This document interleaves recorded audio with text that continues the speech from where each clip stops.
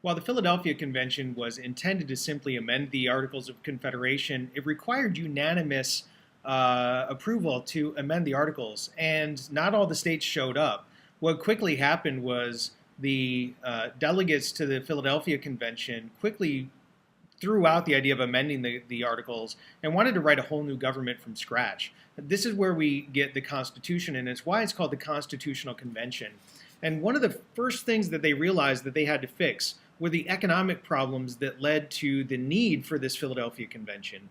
One of the biggest issues economically was that the central government had no power to collect taxes. They had to ask the states for donations, and most of the states were unwilling to give that money to the central government.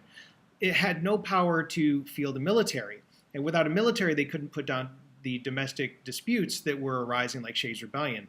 It also had no ability to kick off the British out of the forts on American soil, which were still being occupied. So they gave the central government the power to levy taxes, to collect taxes, so that they could maintain an army. One of the other economic problems was that each state was essentially its own little sovereign territory. There was no central government that could resolve conflicts between the states. The conflicts were about interstate trade, currency issues, where the boundaries for each state was, and the central government had no judiciary, no court system which would be able to act as an intermediary between the states.